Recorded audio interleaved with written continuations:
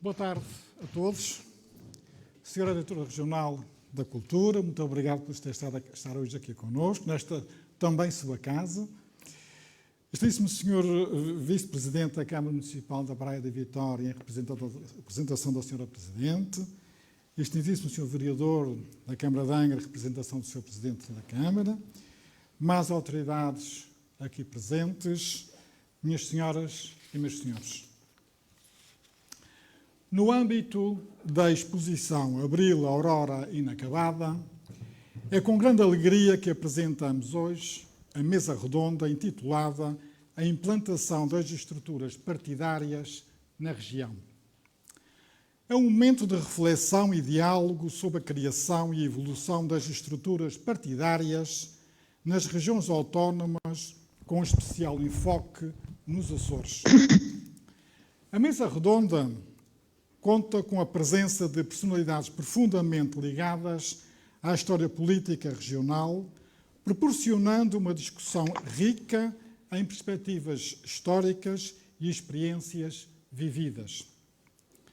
Estão presentes em sala Leonir de Vargas e Liduíno Borba, dois nomes que marcaram o desenvolvimento das estruturas partidárias na região, e online João Bosco Mota Amaral, figura central na autonomia açoriana e primeiro presidente do Governo Regional dos Açores, e também João Ricardo Vasconcelos, cuja visão contemporânea trará uma análise sobre os impactos e desafios atuais destas estruturas partidárias. Por se encontrar doente, não foi possível participar nesta mesa redonda José Decomote, mas que agradecemos imenso a sua colaboração neste evento. Para moderar esta mesa redonda está o seu Diretor Regional das Comunidades, José Andrade, que orientará o debate com o rigor e a sensibilidade próprios de quem conhece profundamente a realidade social da nossa região, a quem agradecemos muito a sua presença. Esta mesa redonda é uma oportunidade de compreendermos melhor o papel dos partidos políticos na construção da autonomia regional e os desafios que continuam a marcar o percurso democrático nestas ilhas. Convidamos todos os participantes a participar neste importante momento de reflexão e partilha, mas também de conhecimento. Desde a inauguração da exposição que temos aqui ao lado, temos vindo a promover uma série de atividades com o objetivo de celebrar meio século de autonomia democrática e também do 25 de Abril. Assim, em 4 de maio, a mesa redonda sobre o 25 de Abril na terceira, a 24 de maio deste ano também, a segunda mesa redonda sobre a guerra colonial, a 14 de junho, palestra sobre os contributos dos suplementos culturais, seguida de uma conversa sobre projetos de teatro e dança. E hoje, a mesa redonda dedicada à implantação das estruturas partidárias na região. Na próxima semana, e já vos anuncio aquilo que vai acontecer também, a 21 de outubro, temos uma peça de teatro com o título Os 50 anos da Revolução de Abril, pelo grupo de teatro A Sala, grupo residente aqui nesta instituição, para turmas da Escola Ferreira Drummond. E no dia 22, também a mesma peça de teatro para turmas da Escola Secundária de Angra. A 24 de outubro, esta mesma peça de teatro, portanto, os 50 anos da Revolução de Abril, para o público em geral, mas aqui mais tarde, às 21 horas.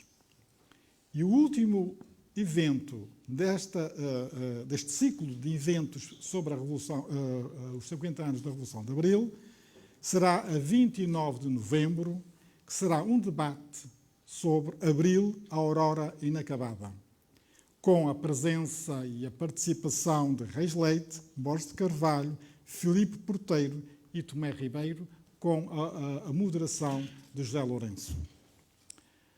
Organizar eventos implica uma série de trabalhos e assim gostaria de agradecer a todos quantos colaboraram com o grupo de trabalho, dando informações e documentos, contribuindo para que a exposição que temos aqui ficasse mais rica e para que a reflexão destes eventos fosse também mais interessante para todos nós. Agradeço à Filipa Tavares, técnica superior desta instituição, sempre preocupada nos contactos, divulgação destas atividades, bem como à equipa de que faz parte, desde a primeira hora, investigou e planeou estes eventos. Agradeço também aos funcionários, ao Hugo Rego, pelo trabalho de montagem, gravação e transmissão online, à Luísa Gomes, Melania e Hugo Castro e Steven Almeida, que ajudaram a pôr de pé estes eventos. Reconheço também a colaboração de Denis Borges, que nos Estados Unidos da América divulga este evento, a quem agradecemos imenso.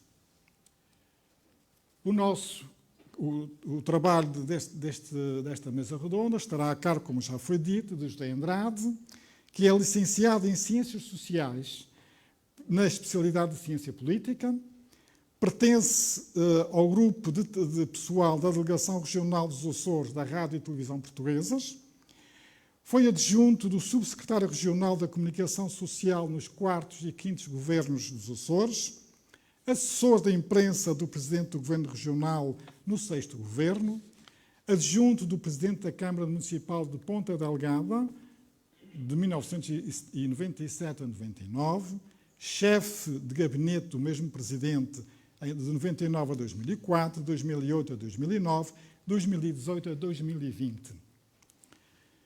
Foi também vereador da Cultura, Ação Social, Desporto, Juventude e Cooperação Externa da Câmara Municipal de Ponta Delgada, deputado à Assembleia Legislativa da Região Autónoma dos Açores na 10ª legislatura, diretor regional das comunidades da vice-presidência do Governo no 13º Governo dos Açores 2021-2023 e foi também distinguido com a Sala Dr. José Maria de Medeiros Andrade na Casa dos Açores do Estado do Espírito Santo, no Brasil, em 2022.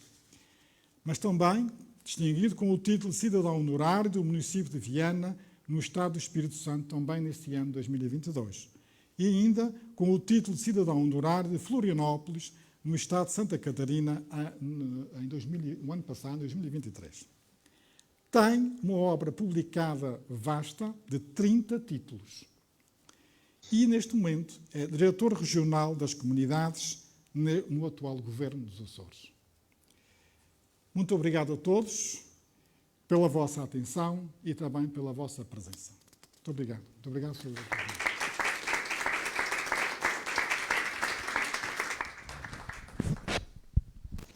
Boa tarde a todos. Antes de mais, permitam-me agradecer o convite e felicitar a Biblioteca Pública e Arquivo Regional Luís da Silva Ribeiro, na pessoa do seu dinâmico diretor, Dr. José Avelino Santos, pela pertinente organização desta nossa promissora sessão.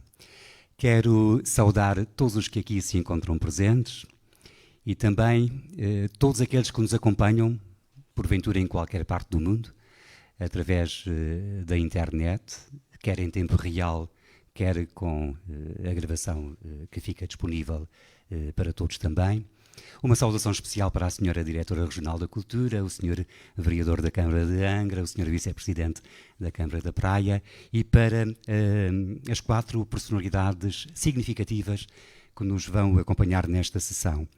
O Dr. João Bosco Mota Amaral, que está connosco online a partir de Ponta Delgada, o Engenheiro Leonir Vargas, que aqui se encontra presente em Angra, o Dr. João Ricardo Vasconcelos, que está connosco, creio que a partir de Viena, e também o Sr. Liduíno Borba, aqui presente connosco em Ponta Delgada. Nós propomos-nos aqui, em Angra do Heroísmo, nós propomos-nos aqui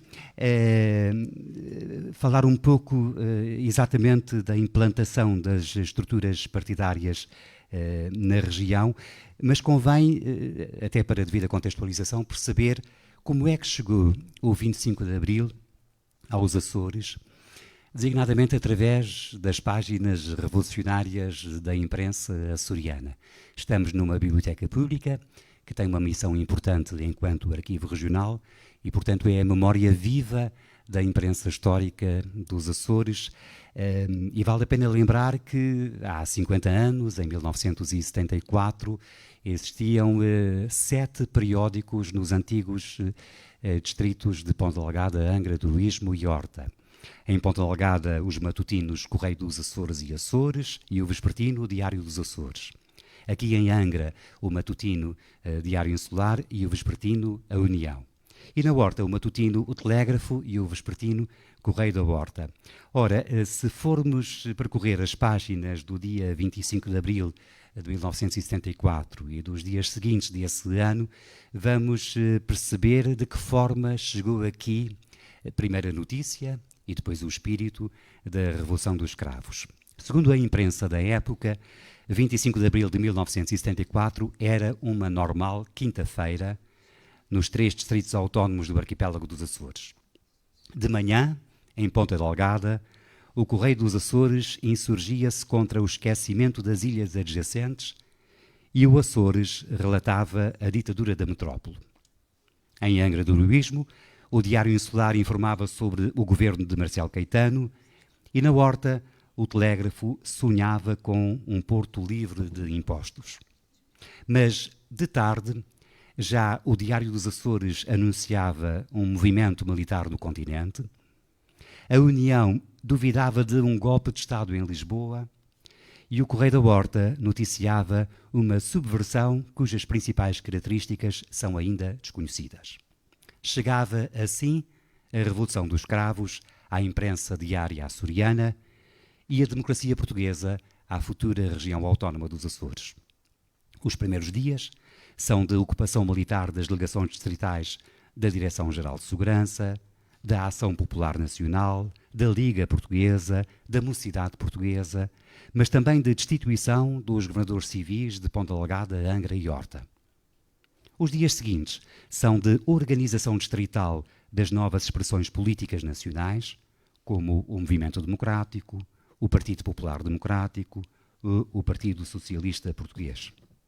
Entre as manifestações populares do 1º de maio e do 5 de outubro, a Base das Lajes recebe a cimeira luso-americana dos presidentes Spínola e Nixon, acompanhada pelo primeiro-ministro Sá Carneiro, e as 3 capitais de distrito acolhem os comícios socialistas de Mário Soares e Salgado Zenha. No verão, são empossados os novos governadores civis de Ponta Delgada, Borges Coutinho, de Angra do Heroísmo, Oldemir Figueiredo e da Horta, Sá Vaz. No outono, João Bosco Mota Amaral avança com as bases do Estatuto Político-Administrativo da região autónoma dos Açores. No inverno, o MAPA assume-se como movimento para a autodeterminação do povo açoriano. Os Açores viviam, assim, a primavera da democracia. É neste contexto que nós vamos partir para a conversa com os nossos convidados, para conseguirmos perceber, na perspectiva de cada um, esse momento fundacional da democracia portuguesa, que já conta 50 anos, com grande e direta vantagem para a própria autonomia açoriana, como certamente a seguir se verá. Começamos, como faz sentido, pelo Dr. João Bosco Mota Amaral, que nasceu em Ponta Delgada em 1943, é mestre em Direito pela Faculdade de Direito da Universidade de Lisboa e doutor honoris causa em Ciências Económicas pela Universidade dos Açores, onde, presentemente, ensina como professor catedrático convidado. Foi deputado à Assembleia Nacional, colaborando então com Francisco Sá Carneiro e outros deputados da chamada ala liberal, na promoção de reformas políticas de sentido democratizante.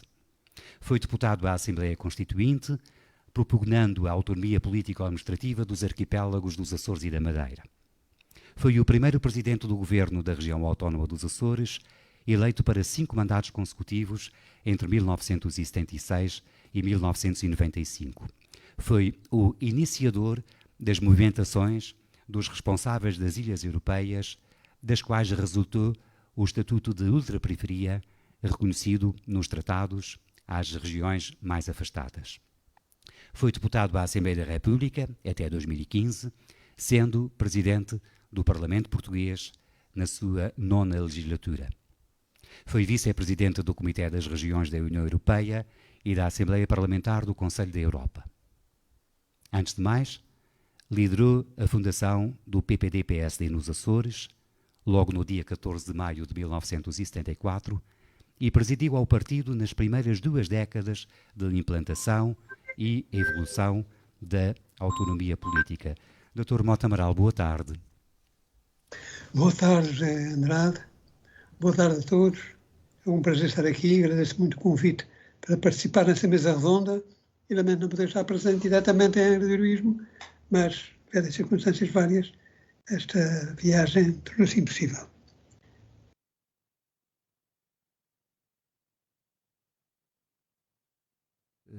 Determinante e certamente apaixonante de transição para a democracia. 50 anos depois, que principais recordações guarda daqueles últimos dias do Estado Novo, daquele ambiente do 25 de Abril de 74 e daqueles primeiros meses de implantação da democracia em Portugal em geral, mas nos Açores em particular? Isso dá para falarmos durante horas.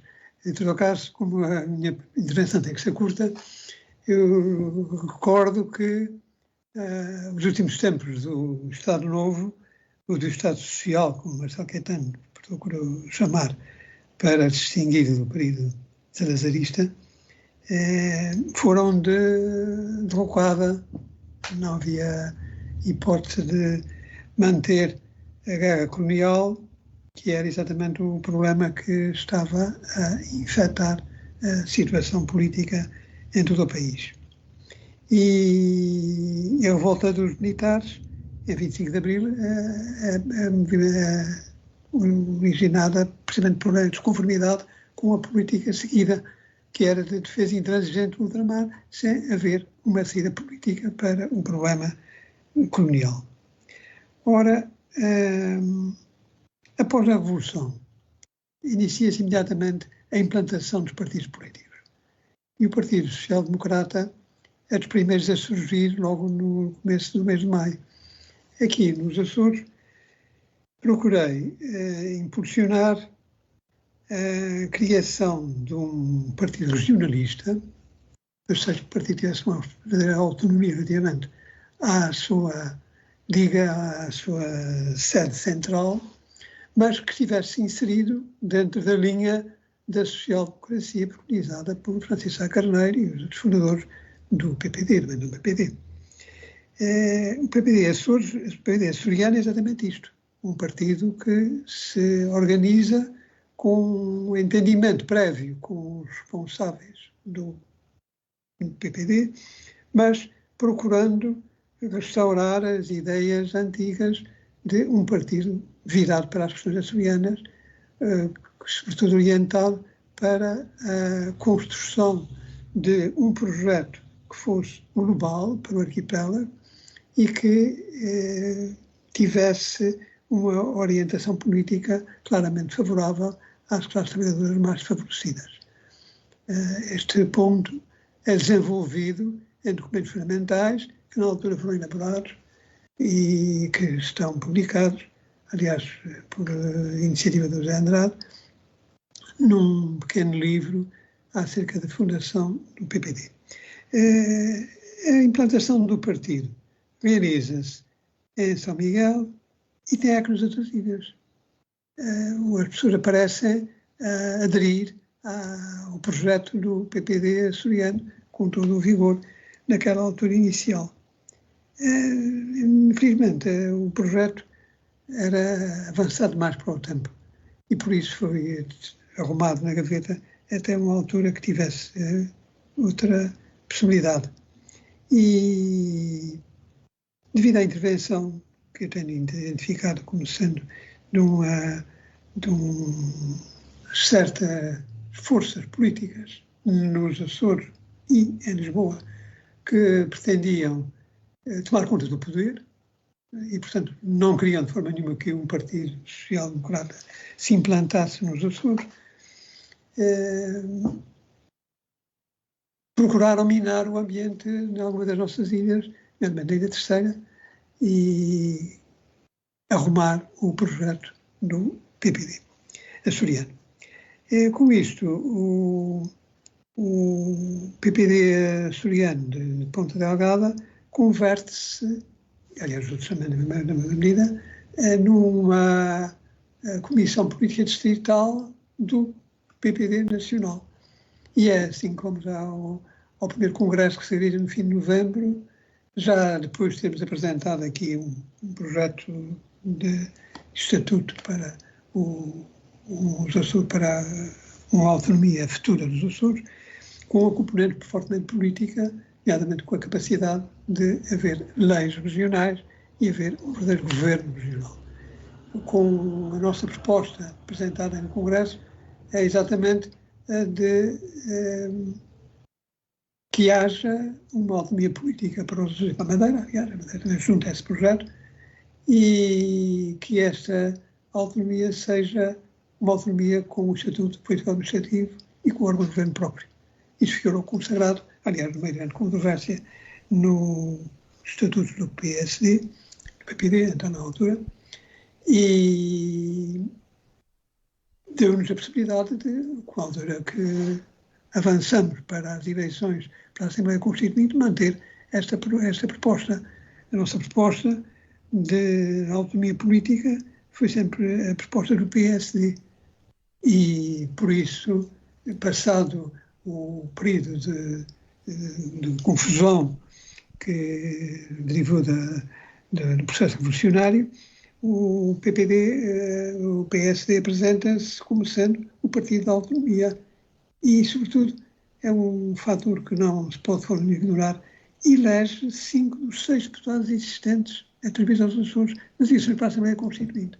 Não as eleições serem participadas e que não foram de forma nenhuma a repetição das eleições anteriores, as eleições as falsas eleições, entre aspas, do Estado Novo, na medida em que havia um recenseamento feito de novo, um recenseamento aberto a toda a gente, um recenseamento que abrangia, portanto, a população com mais de 18 anos, qualquer que fosse a sua preparação, qualquer que fosse a sua inserção na sociedade, e o PSD, o PPD, apresenta as suas listas de deputados nos seus distritos autónomos e ganha as eleições e esmaga os outros partidos completamente.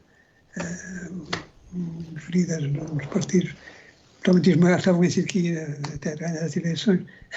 O MDP foi até nascer para o hospital porque parecia que afinal, o povo rejeitava, quando na verdade é isso que acontecia, o povo rejeitava essas propostas de continuidade com a autonomia administrativa, quando na verdade o que se queria era um salto qualitativo.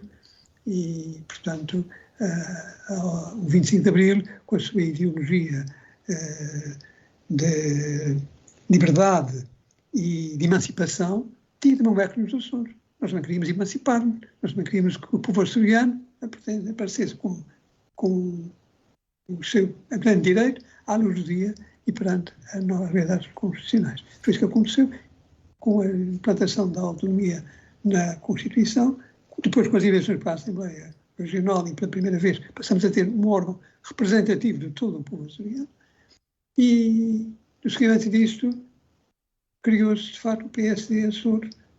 Sim, o projeto inicial de um partido regional, regionalizado, perfeitamente inserido na dinâmica de um partido nacional, transformou-se numa realidade que foi pioneira e que, aliás, depois todos copiaram, todos os partidos hoje em dia se apresentam como sendo o PS Açores, o Bloco de Esquerda Açores, o PCP Açores, a Dora Açoriana, etc.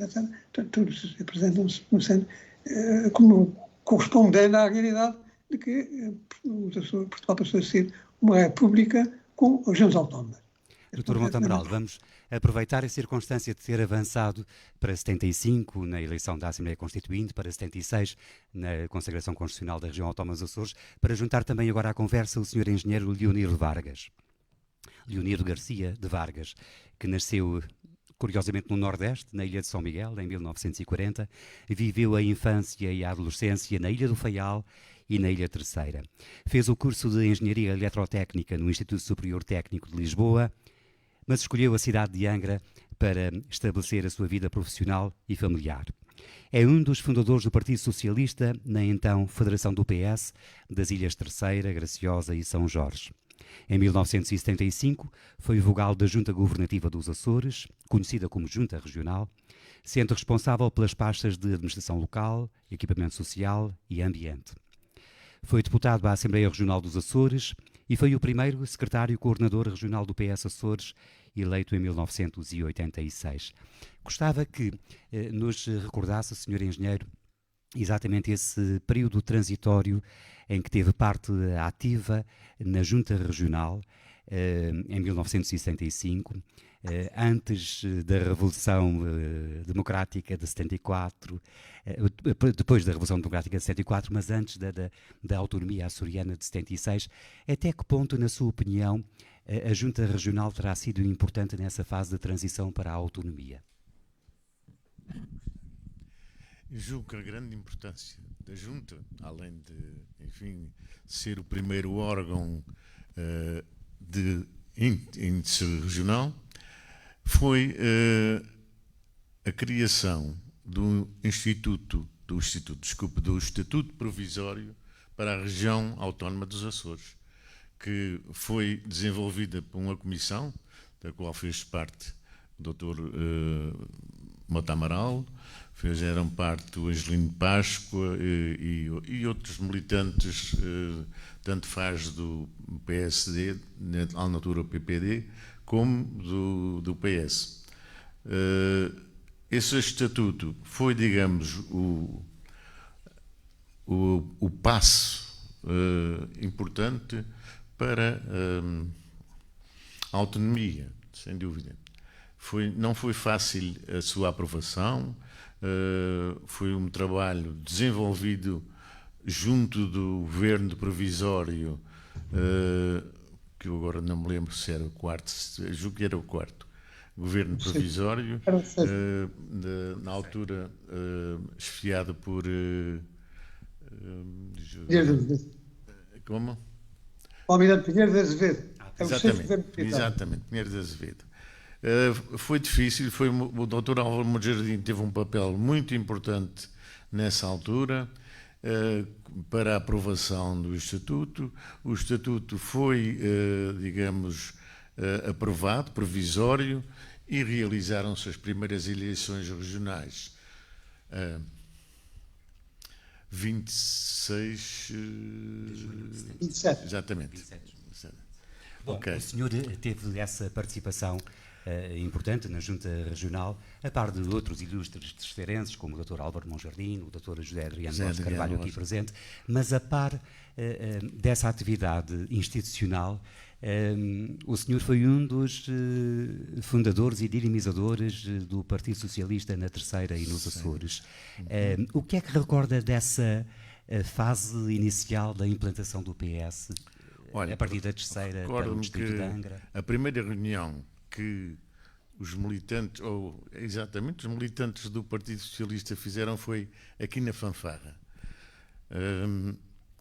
Era o arquiteto Fernando Sousa, um dos elementos, engenheiro Werther Reis, e está-me a falhar aqui o nome, o Betancourt, Luís... Virgílio Betancourt, desculpem. Mas julgo que a grande importância do PS na altura foi, de facto, criar a sua sede ali na João Vasco Corte Real, e essa foi uma decisão da primeira reunião dos socialistas. Depois as adesões foram aparecendo. Eu julgo que o grande impulso para o desenvolvimento do Partido Socialista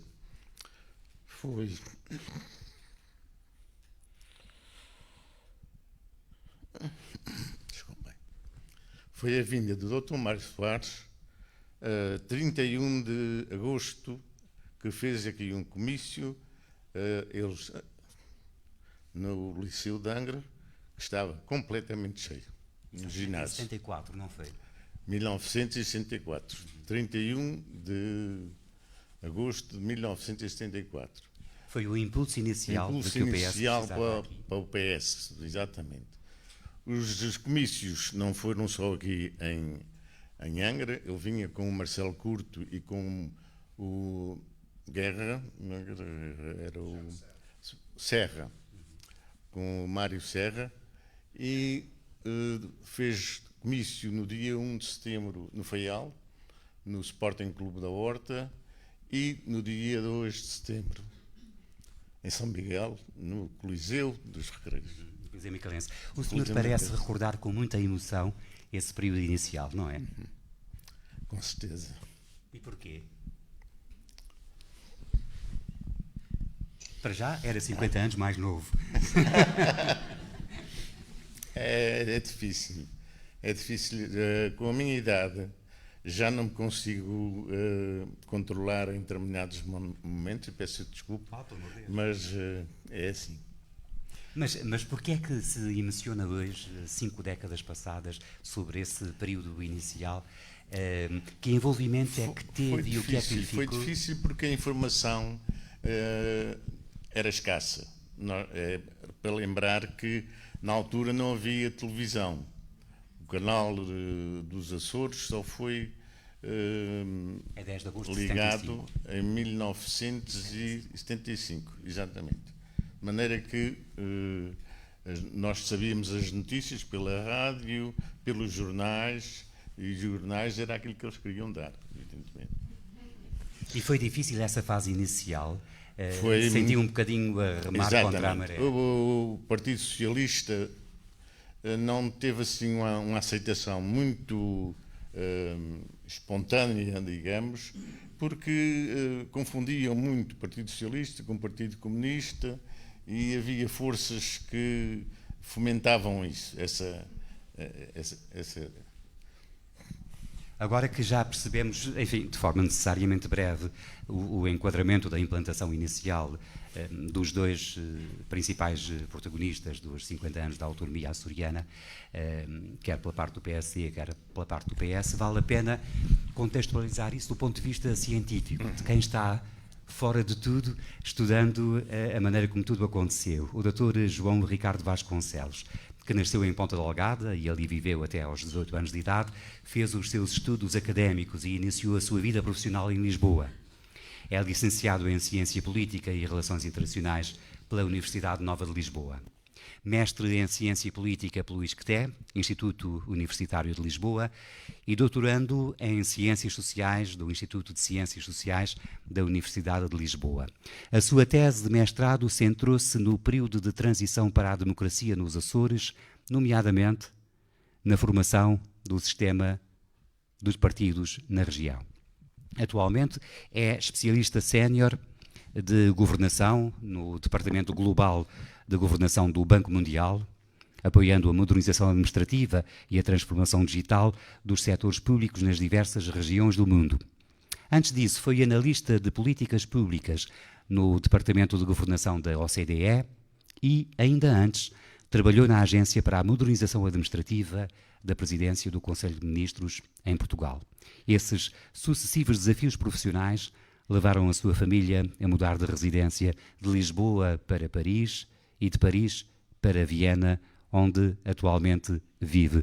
Dr. João Ricardo Vasconcelos, bem-vindo de tão longe.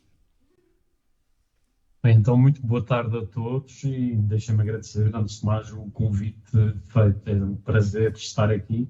Deixe-me também cumprimentar os diversos presentes e, da minha parte, é também um prazer grande poder voltar à temática da autonomia regional e da formação do sistema de partido nos Açores. Senhor, temática que é... O senhor acaba de assistir a dois testemunhos na primeira pessoa de dois protagonistas da implantação do PPD, PSD e do PS, especialmente em Ponta Delgada e em Angra, mas com crescimento regional à data de 74. O senhor foi, aliás, estudioso desse período, desse tema.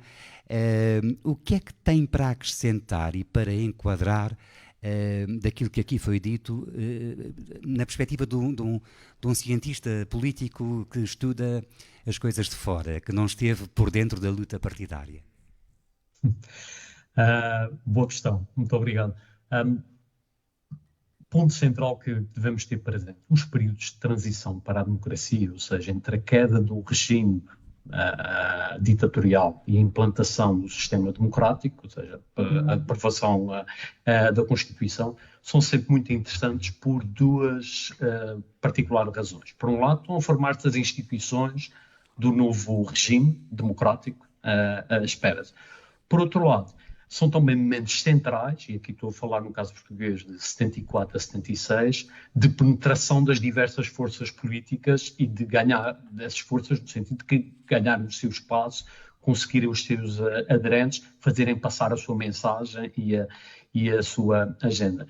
E as intervenções anteriores denotaram a dinâmica existente na região, principalmente a nível dos dois principais partidos e da forma como eles penetraram na realidade regional. Tivemos, por um lado, um PPD que beneficiou muito mesmo, da experiência do seu líder, e é bom ver aqui o Dr. Mota Amaral na sessão. O Dr. Mota Amaral, que já tinha experiência política anterior, aliás, foi representante na Assembleia Nacional e fez o período de transição para a democracia, afirmando um partido novo, que era o PPD, que filiou-se, como foi dito, no PPD a nível nacional, mas, portanto, que utilizou, naturalmente, não é, todo o sistema já de contatos que possuía, teve a rapidez muito grande de se afirmar no terreno e de ocupar espaço no terreno, fruto do reconhecimento que tinha a nível regional, das ligações que tinha às diversas instituições regionais, etc. Por oposição, tivemos aqui um Partido Socialista que, apesar de ter já uma notoriedade significativa a nível nacional, até de rostos, digamos, açorianos, Mário Mesquita, Medeiros Ferreira, Jaime Gama, etc., teve uma dificuldade muito maior de penetração a nível Açores, porque essa notoriedade a nível nacional não se reflete imediatamente nos Açores. Isso, aliás, é descrito pelos diversos protagonistas no sentido de como conseguir entrar no meio regional e afirmar-se a partir daí. Os outros partidos, eu aqui também aproveitava para pôr à discussão também a penetração de outros dois partidos. Por um lado, o PCP, que teve muitas dificuldades a penetrar no tecido regional, sobretudo após o 11 de março, não é? A resistência que se fazia sentir, não é? Os ideais professados pelo PCP e o facto de também não ter quadros locais para o efeito, e apontava também o quarto partido, não é? O CDS. Eu tive na altura a oportunidade de falar com o António Simbrón e entrevistá-lo para recordar esses tempos, e ele descrevia de uma forma muito simpática o esforço dos partidos em penetrarem e agarrar e estabelecer a sua rede, quer neste caso em Ponta Delgada, mas também a nível da região. O António Simbrón cita um exemplo em pleno verão de 74, em que ele, sendo distribuidor de gás, soube que havia o representante do Corvo, que eu conhecia, de gás, que estava em Ponta Delgada. Ele diz que tentou apanhá-lo, literalmente usando a expressão, para convidá-lo a juntar-se ao CDS. E a resposta que o senhor do Corvo na altura respondeu foi: lamento, acabei há meia hora de filiar-me no PS. Ou seja, era uma verdadeira corrida dos diversos partidos a tentarem estabelecer a sua rede a partir daí. O senhor, Há aqui depois... o senhor Sim, sim, estudou, de facto, por ocasião da tese de mestrado, exatamente essa questão da formação do sistema de partidos nos Açores. Já nos falou dos 4 grandes, como costumam ser classificados na democracia portuguesa, o PPD-PSD, o PS, o PCP, o CDS. Foi além disso, estudou também a implantação de outros partidos e de outros movimentos nessa fase revolucionária da democracia portuguesa, com implicações diretas na autonomia açoriana? Sim, naturalmente é incontornável para não falar também do MDP e o papel que teve na região, e também a forma como, até inicialmente, e julgo que o Dr. Mota Amaral também recordar-se-á bastante desse período, onde havia ali uma espécie de embate entre os dois. O PPD afirmando-se como partido regionalista, à partida e à cabeça, a esse respeito, e as outras forças, neste caso, a afirmarem-se mais alinhadas com a dinâmica revolucionária que acontecia a nível nacional. Portanto, são dinâmicas sempre muito interessantes.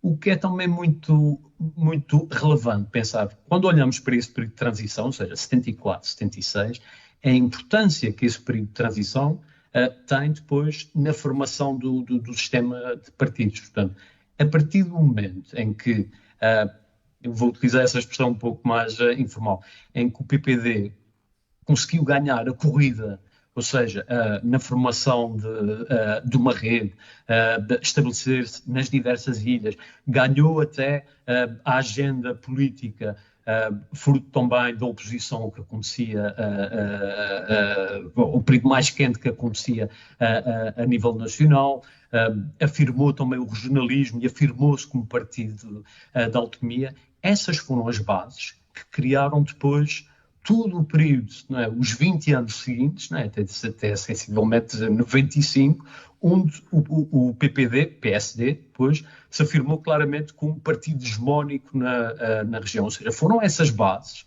que permitiram depois um partido que ganhava consecutivamente todas as eleições, não é, salvo raras exceções, mas e sempre com maiorias muito fortes a esse respeito. Ou seja, houve um reflexo do período de transição para aquilo que chamamos o período de consolidação e até de amadurecimento da democracia.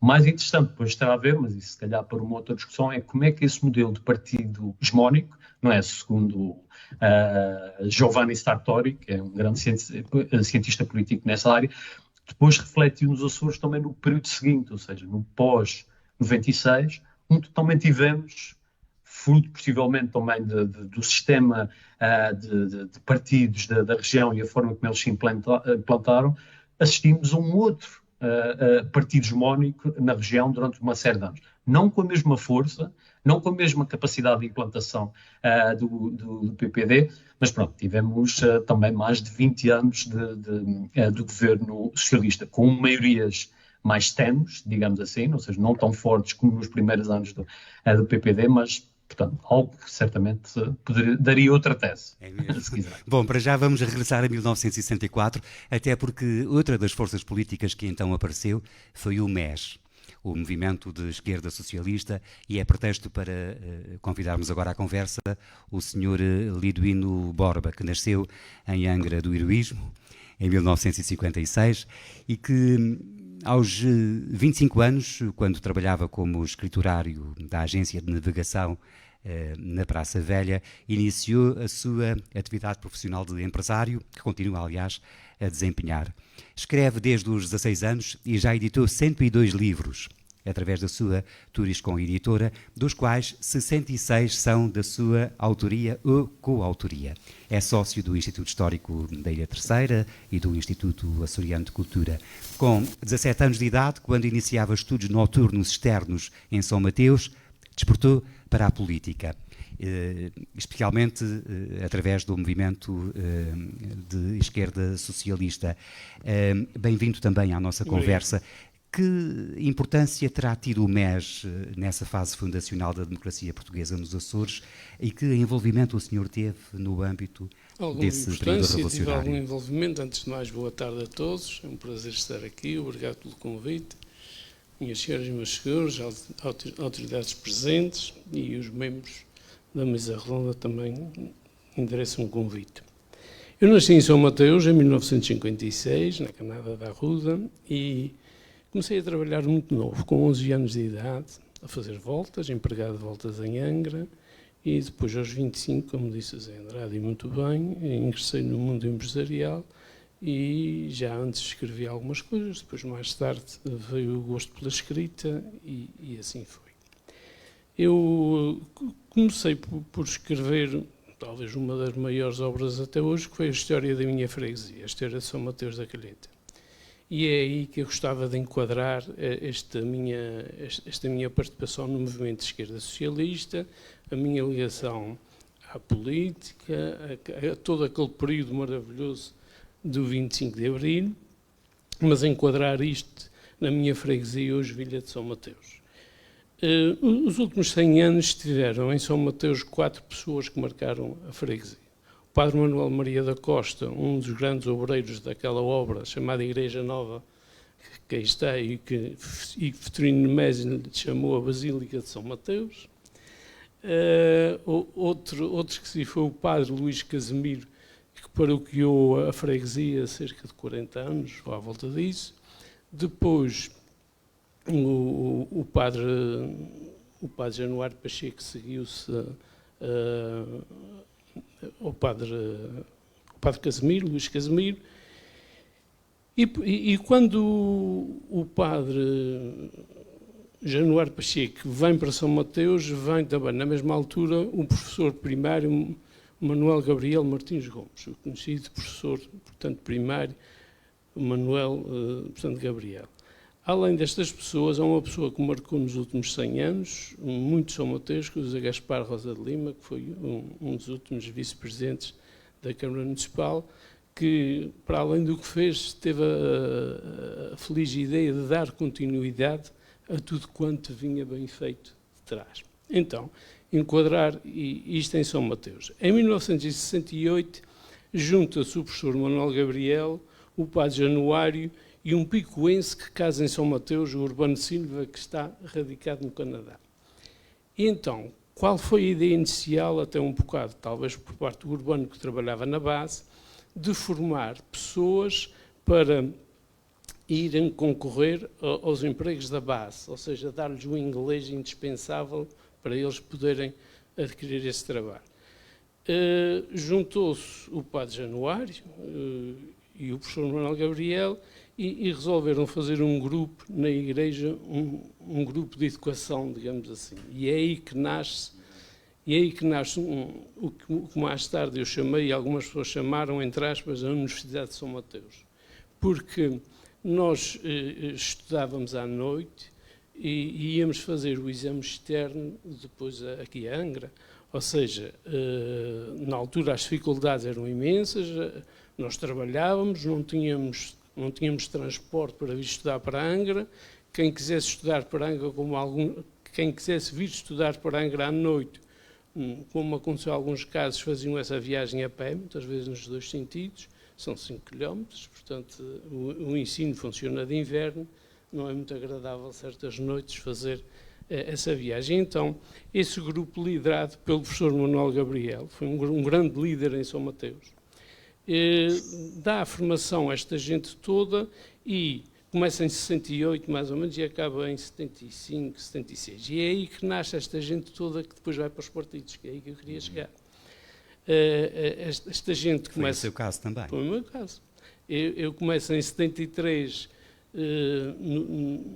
no ano de 73, 74, o ano que depois se dá a Revolução, nós estudamos e víamos depois a Angra fazer o exame, ou seja, para o antigo ciclo preparatório e o antigo, portanto, 5º ano, ou seja, do 5º ou 9º ano de escolaridade de hoje. Aquilo era um ensino gratuito, não se pagava nada, os livros eram aqueles que podíamos arranjar, muitos deles a partir da biblioteca em Angra que os emprestava, até a outros estudantes, não só a nós, e aí foi a escola política de nós todos, lá, porque quando se deu o 25 de Abril, toda esta gente que tinha sido formada nesta escola já estava à espera de 25 de Abril, não foi uma novidade, havia uma formação política natural. Eu tinha 17 anos quando comecei, outros já tinham idades também à volta disso, 20, 16 e 18, e esta gente formada, no ano seguinte, davam aulas aos outros, eram os próprios professores, e isto desenvolveu-se muito bem. E como é que no seu caso apareceu o MES nesse contexto? Pois é aí que eu quero chegar, com essa formação. Depois, o João Fernandes Silva, conhecido por João Maló, em São Mateus, quer dizer, toda a gente tem um alcunha, um apelido, como nós chamamos, o João reuniu em sua casa, no dia dos touros da água de São Mateus, ou seja, no dia dos touros das festas de Santo António, estamos já a falar em agosto, eu, o João Silva, o David Beleric, que já faleceu, e o Francisco Eugênio Ferreira Crovelo, que já faleceu também, e que foi o primeiro candidato à Assembleia Regional pelo MES na altura. Estamos em 74. Estamos em 74. Portanto, a formação do MES dá-se em agosto de 1974, em São Mateus, com alguns contactos em Angra, porque já havia outros elementos em Angra também. E é a partir da freguesia de São Mateus que cresce a dimensão do Concelho de Angra e depois ganha a dimensão da ilha? Exatamente. Em São Miguel, eu falo um bocadinho a partir de São Mateus e da Terceira, porque não tenho conhecimento muito apurado dos outros, mas sei que em São Miguel houve também um núcleo, sim. A Horta também teve um núcleo mais pequeno, e, por exemplo, em São Mateus, fruto do trabalho desenvolvido, nas primeiras eleições o MES ficou em terceiro lugar, que é assim uma coisa no distrito de Angra, nas na eleições de 75. Na freguesia de São Mateus. E pronto, esta gente toda desenvolve-se, vão fazendo a sua militância nas lutas operárias que se desenvolviam naquela altura, e chega o verão quente de 75 à Terceira, e as sedes do MES são encerradas por força própria. A de Angra foi encerrada no dia antes do assalto à sede do PC em Angra, onde o fogo e tudo. Nós fomos lá, tiramos tudo, fechamos a portinha na Rua da Rosa, uma portinha muito fácil de abrir. Os manifestantes anti-esquerda chegaram lá, empurraram a porta, olharam para dentro, não viram nada, foram-se embora. Não tinha nada.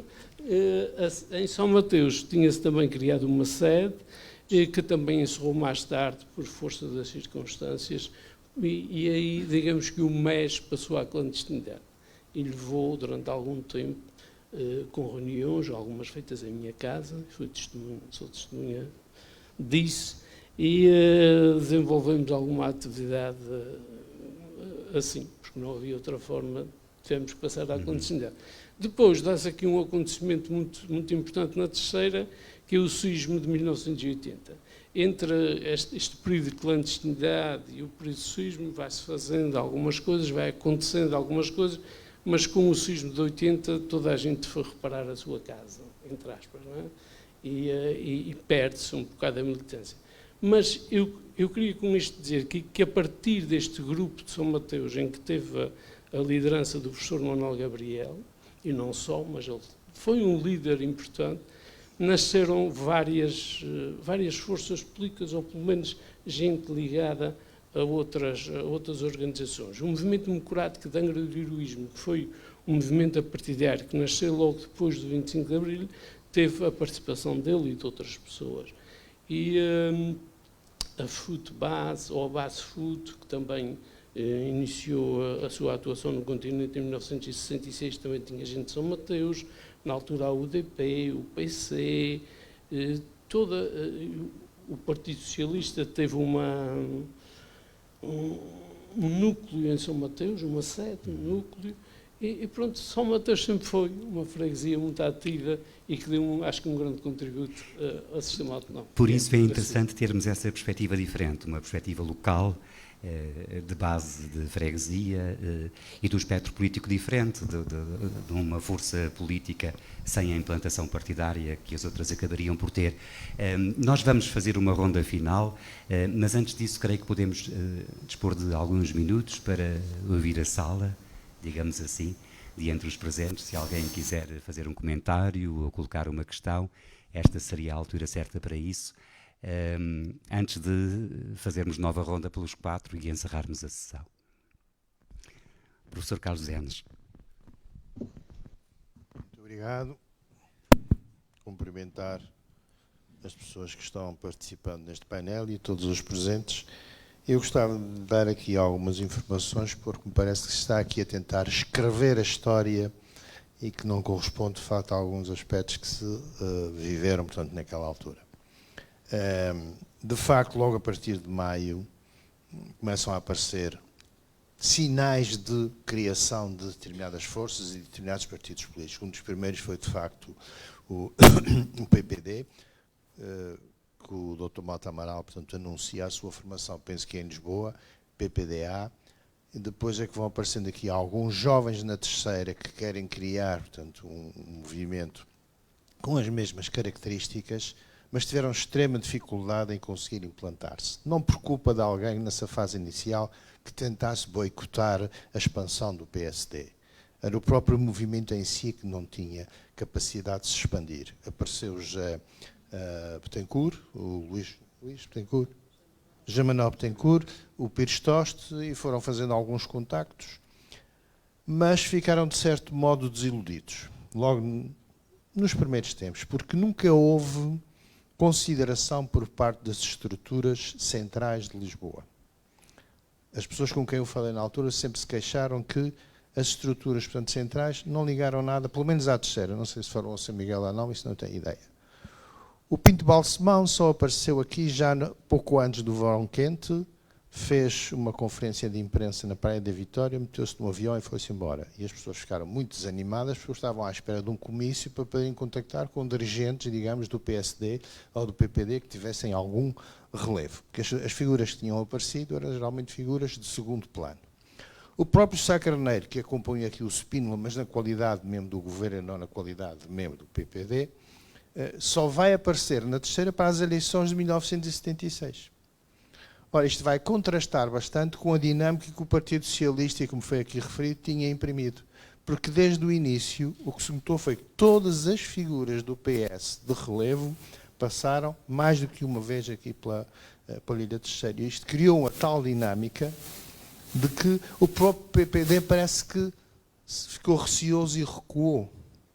Porque falava-se de socialismo, falava-se, portanto, de uma sociedade completamente diferente, de tal maneira que o próprio PPD teve que escrever faixas nos seus comícios que eram a favor do socialismo democrático, que a partir de determinada altura tiveram que retirar, porque sectores mais conservadores do próprio Partido Socialista quiseram retirar isso.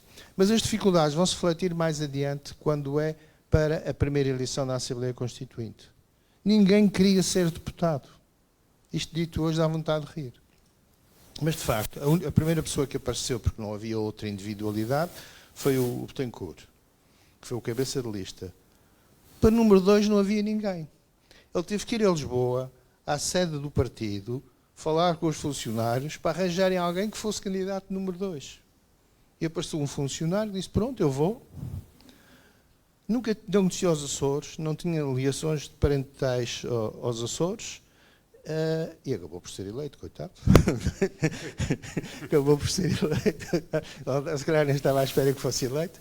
Portanto, isto só para mostrar que, de facto, as dificuldades do PPD, aqui na terceira, não sei, em São Miguel, porque as dinâmicas são completamente diferentes, e quando falamos de Açores, temos que ter este cuidado de ver a dinâmica de cada ilha, e então, naquela altura, ainda estávamos numa fase dos eram 3 distritos. arquipélagos, praticamente. Pronto, eram os 3 distritos, e estar aqui a falar em autonomias e coisas, e tudo isso é muito vago. Até porque o PPD da terceira tinha relações muito difíceis com o PPDA de São Miguel.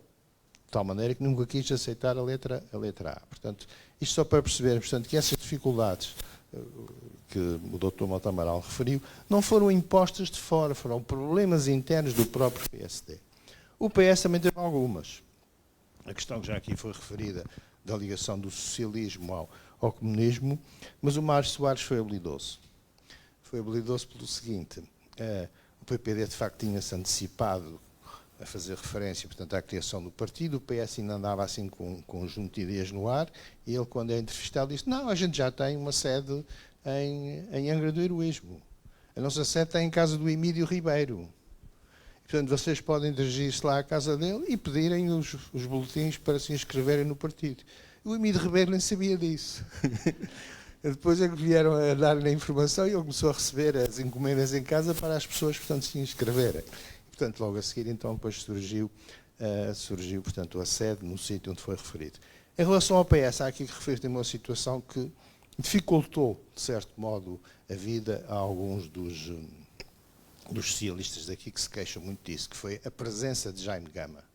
Ou seja, Jaime Gama é uma figura importante a nível nacional do Partido Socialista em relação aos Açores, e concretamente aqui em relação à Terceira, isso trouxe alguns problemas, precisamente porque ele impunha muito a sua vontade e os de cá, portanto, diziam que não tinham essa autonomia que desejavam ter, no sentido de se poderem pronunciar sobre determinadas coisas. Em relação, portanto, às questões que poderia colocar, eu queria já agora aproveitar a sua presença. Das conversas que eu tive, e isto para o período do verão quente, vários socialistas disseram-me que tinha havido uma reunião clandestina entre o Carlucci com o Carlucci na sede do PS, que ele tinha vindo aqui até à Ilha Terceira e que se reuniram e que discutiram uma série de questões. Uns dizem que sim, outros não se lembram bem. Eu agora, puxando à sua memória, gostaria se tem alguma ideia sobre essa reunião, se terá ou não, portanto, realizado. Obrigado. A questão foi colocada ao engenheiro Leonildo Vargas. Obrigado. Eu julgo que sim. Não tenho nenhuma prova do facto, mas julgo que sim, que houve uma reunião com o Carlucci. Na altura isso foi muito contestado, e já que falou no Jaime Gama, eu digo que Jaime Gama teve umas intervenções que não foram muito claras relativamente à autonomia e não autonomia, etc. Isso fez com que o nosso primeiro diretor da secção da Horta, o Sr. Dr. Carlos Deco Mota, pedisse admissão depois de ter uma conversa com o Jaime Gama, relativamente a esse desentendimento em que um punha a autonomia, o outro fazia umas nuances da autonomia, etc. De maneira que tem toda a razão quando diz que o Jaime Gama teve algumas más intervenções. O Dr. Mota Amaral foi um dos até que se queixou que o Dr. Jaime Gama, nas primeiras eleições constituintes, as eleições foram feitas por distritos. Nas outras eleições seguintes já não foram por distritos, foi por região. O Dr. Mota Amaral disse, olha, isto deve-se ao Jaime Gama, esta questão porque houve uma diminuição clara de deputados à Assembleia da República, no caso. Passou de 6 para 5, quando passou a círculo regional. Exatamente. Uhum. O senhor tem mais algum segredo dessa altura que queira partilhar connosco? Não. Não tem mais segredo nenhum. Alguma questão da sala ainda, antes de terminarmos? Estão todos esclarecidos? O Dr. Borges Carvalho está inquieto para falar. Não? Também é um dos protagonistas de há 50 anos, inclusive em sede de Junta Regional. Se mais ninguém quer usar da palavra na sala, nós voltamos ao nosso painel para concluir a nossa sessão. Eu gostava, aproveitando aqui o Sr. Liduino Borba, de lhe pedir que nos recordasse, visto de fora da perspectiva dos grandes partidos, aquele período fundacional da democracia portuguesa, aquela fase inicial de implantação da autonomia açoriana, não tanto a partir de São Mateus, mas da Terceira em geral, como é que se via a construção autonómica, a criação da região autónoma dos Açores, a transformação de 3 distritos numa única região, o desenvolvimento regional, o primeiro governo, um parlamento próprio, o senhor que não estava envolvido nos grandes partidos e que estava romanticamente participante do MES, como se costuma dizer nessa altura, como é que via essa fase inicial? Via-se com alguma apreensão, porque na altura levanta-se muito a questão da independência dos Açores. E aparece a falar o mapa e então as forças políticas da altura que estavam à beira da governança, como se dizia antigamente, deixavam algumas dúvidas à esquerda se isso acabaria bem, se não haveria aqui alguma questão de independência misturada nisso tudo. A verdade é que tudo depois se resolveu e se encaminhou no bom sentido. O próprio MES, em determinada altura, em 74, 75, faz um documento que reivindica para os Açores aquilo que acha que era necessário e que vem um pouco de encontro ao que depois os partidos vencedores levam avante, ou seja, a própria autonomia, uma série de reivindicações de caráter social, de caráter material, os hospitais, os voos, a SAT, enfim, aquelas questões todas que nós sabemos. Mas houve uma desconfiança, porque haveria a desconfiança da ligação desses partidos, ou pelo menos desses partidos, à independência ou aos movimentos da independência dos Açores. Mas depois vêm as eleições, já os que ganham, a coisa estabelece, a Assembleia, a autonomia é implantada, estabelece a Assembleia Regional e pronto, e seguimos no barco, digamos assim, mas também um bocado sempre, quer dizer, na clandestinidade. Eu gostaria de concluir, julgo que é aqui que vou concluir a minha intervenção, com um pormenor que foi, eu julgo que foi mesmo no dia 25 de Abril, eu não tenho a certeza se foi a 25, se foi a 26, que São Mateus sai, a partir deste grupo de estudos que funcionava no Forte Grande, em São Mateus, com os carros disponíveis, e é a primeira manifestação que há na Ilha Terceira, em Angra do Heroísmo, de alegria pelo 25 de Abril. E os carros disponíveis em São Mateus, que também não eram muitos e as pessoas também não eram tantas como isso, mas não me faz ideia, 20, 30 pessoas, viemos para a Rua da Sé cantar o hino nacional. Foi a nossa manifestação de satisfação o 25 de Abril de São Mateus, não é? Pelo 25 de Abril. E há uma ata da Junta de Freguesia, em que participa o tal chamado professor Manuel Gabriel, que saúda o 25 de Abril e o movimento das Forças Armadas, isto no dia 27 de Abril, onde ainda não se sabia bem o que é que ia acontecer. Portanto, já é uma posição clara de apoio e que vingou depois. A questão que suscitou é interessante, até porque estamos a falar da implantação das estruturas partidárias na região, e nesse período, designadamente do verão quente de 75, não podemos ignorar que era uma parte importante do xadrez político regional a questão do independentismo, da autodeterminação do povo açoriano e a sua provável ligação aos partidos políticos. O Dr. Mota Amaral, que já nessa altura liderava esse processo de implantação do PPD, de consagração de um estatuto provisório, da perspectiva de uma autonomia política, até que ponto 1975, designadamente a manifestação de 6 de junho, terá tido alguma influência na consagração constitucional da autonomia política?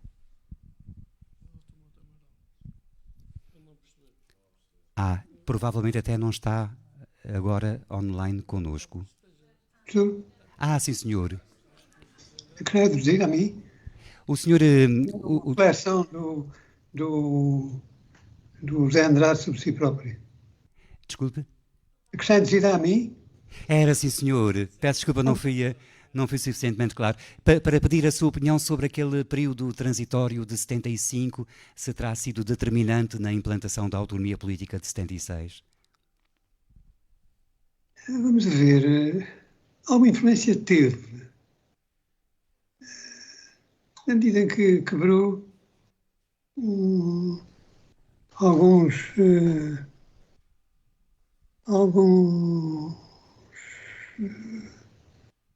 resquícios de isolamento entre as ilhas e apareceu claramente como um projeto que se dirigia a todo o arquipélago. Mas o projeto independentista teve o seu apogeu e teve o seu declínio. Com a normalização da situação política no âmbito nacional e no âmbito regional, a questão da independência desaparece da cena e fica o projeto inicial da autonomia política dos Açores. Projeto este que se veio a realizar ao longo do período que estamos a viver, que não está completo de forma nenhuma, que ainda vai dar mais, com certeza. Já se fala de uma visão da Constituição para assinalar os 50 anos das instituições autonómicas regionais. E, claro, nessa altura, como se vê, a autonomia foi construída progressivamente. Sim, senhor. A princípio, com grandes resistências, senhora, com grandes entraves postos pelo Partido Comunista e apoiado pelo Partido Socialista. Na própria Constituição, depois, esses entraves vieram a ser retirados nas revisões constitucionais sucessivas. Todas as revisões constitucionais são revisões constitucionais que têm uma referência às questões autonómicas e que essa referência sempre no sentido de ampliar a autonomia. Por isso, onde é que está hoje em dia a falar, onde é que está o mapa, onde é que está toda.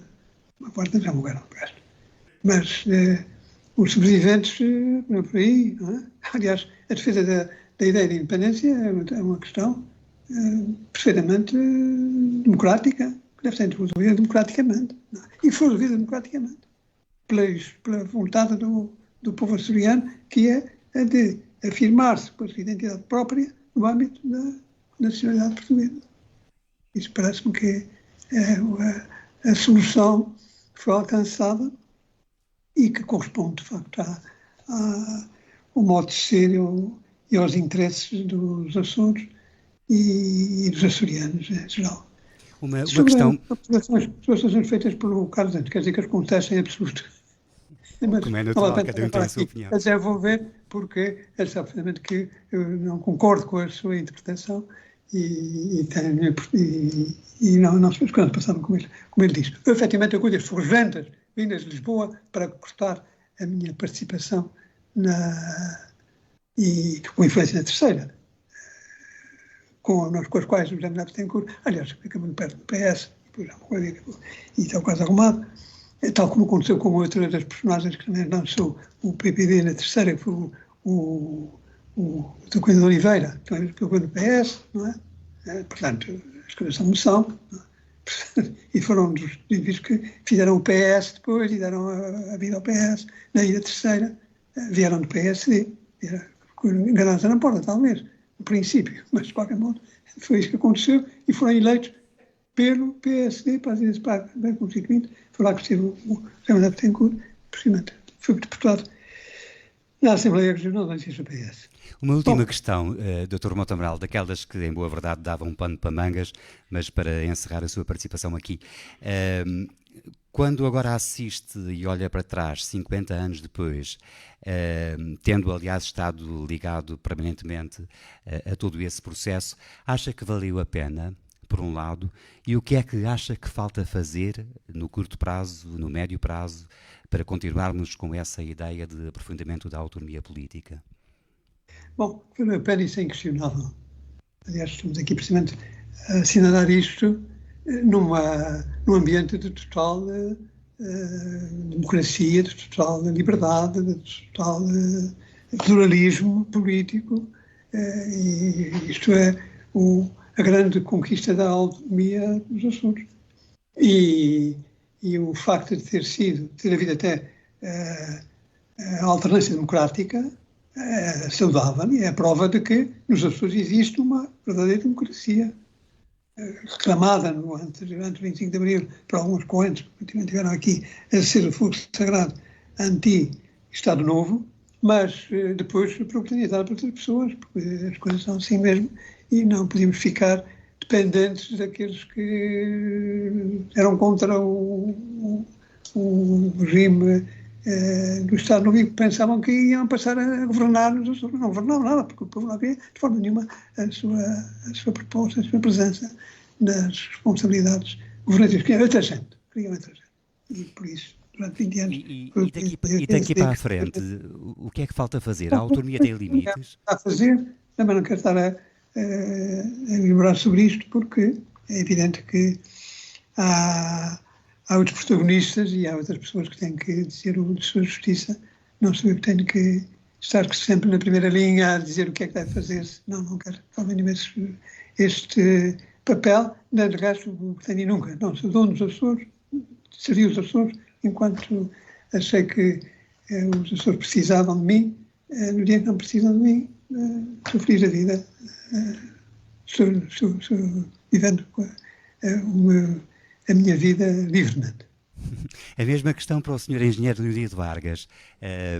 O senhor, quando agora recorda, e com emoção, como vimos há pouco, essa sua contribuição pessoal nessa fase fundacional da democracia portuguesa por terras açorianas, 50 anos depois, sente-se gratificado por isso? Valeu a pena tudo isso? Sinto-me, de facto, bastante emocionado com estes 50 anos que passaram e que nós quase que não déramos por isto. Mas os primeiros tempos do Partido Socialista aqui na região e sobretudo na Terceira foram difíceis. Lembro-me de que nós tínhamos um emblema que era a mão na nossa sede e foram lá roubar essa mão e deitaram-na na Silveira. Houve um militante mais tarde que foi à Silveira e que recuperou a mão que ainda lá está hoje na sede.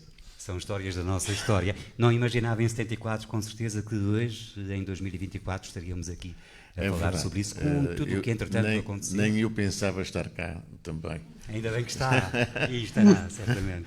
Já estou com 84 anos. É o menos jovem do nosso grupo que aqui está nesta sessão. Para terminarmos, vamos até Viena, ao Dr. João Ricardo Vasconcelos, pedir-lhe que faça aqui um testemunho conclusivo daquilo que ouviu dos protagonistas políticos de diferentes forças em diferentes tempos, para, no fundo, percebermos se essa implantação das estruturas partidárias na região, para além de ter tido passado e ter presente, se também terá certamente o futuro. Ok, muito obrigado e grande questão. Se calhar partilhava aqui duas ideias. A primeira, que foi bastante sublinhada pelos diversos colegas de painel, o facto de não haver uma realidade política e uma realidade da transição para a democracia nos Açores, existirem várias realidades, ou seja, o que se passou em São Miguel não foi com certeza o que se passou na Terceira e o que se passou no Pico, de certeza que não foi o que se passou em Santa Maria ou nas Flores, por exemplo. Portanto, é bom ver essas diferentes perspectivas e se calhar também um sinal que nós precisamos de estudar muito mais as diferentes perspectivas, sobretudo neste período, não é? Entre 74 e 76, como é que cada uma das ilhas viveu esse período tão determinante. Há um segundo ponto que eu gostaria de também sublinhar e que foi tocado aqui, que foi o papel que a reação nos Açores teve sobre o que estava a acontecer no verão quente no continente. Ou seja, a própria autonomia regional e os movimentos mais autonómicos a nível regional e os movimentos independentistas surgem também, ou ganham, não surgem, ganham muita força como reação ao verão quente que estava a acontecer no continente, sobretudo, não é? Na zona de Lisboa. E é muito interessante ver como é que os diferentes atores se posicionaram a esse respeito. Nós ouvimos as dificuldades que o MES ou que o PS tiveram, diversas, não é? Mas de implantação a nível regional também, como, não é? Por estarem identificados, não é? Como forças mais à esquerda ou mais revolucionárias. Mas eu colocava aqui também uma situação na altura do Dr. José de Almeida, que tive a oportunidade de entrevistar, e que mostrava também a lucidez que existiam nesses momentos, mesmo no calor do verão quente, que é, quando lhe perguntei sobre a ligação sobre algum aproveitamento do anticomunismo que se fazia sentir e que se fazia sentir a nível regional, e eu vou citar, ele disse-me claramente, eu ponho isso na tese, nós aproveitamos sim o anticomunismo açoriano para ganhar influência. Aproveitamos-o conscientemente, tirando todos os proveitos políticos. Foi aproveitada a exaustão como veículo para chegar às pessoas. Mas nunca, ele diz, nunca fomos anticomunistas primários, nem nunca fomos insensíveis à verdade do comunismo na história contemporânea. Ou seja, o que eu tento partilhar com isso, e recordando aqui o Dr. José de Almeida, é que havia uma percepção também muito clara dos diversos atores políticos sobre o quanto se jogava neste período de transição para a democracia, 74, 76, e cada um desses atores tentou, de forma legítima, não é, tirar todo o benefício político para a implantação a nível regional. Tivemos um sistema de partidos que se desenvolveu, não é, primeiro como partido hegemónico, e hoje em dia já mais como um sistema, vá lá, de multipartidarismo, não é, com diversas forças políticas, com coligações, com diversos entendimentos. E se calhar, como também foi aqui sublinhado, apesar disso poder gerar às vezes alguma instabilidade política, também demonstra uma muito maior saúde, digamos assim, do nosso sistema partidário, no sentido em que diversas forças estão representadas e o eleitorado açoriano já revê e identifica-se com a autonomia, mas sobre diferentes perspectivas, ok?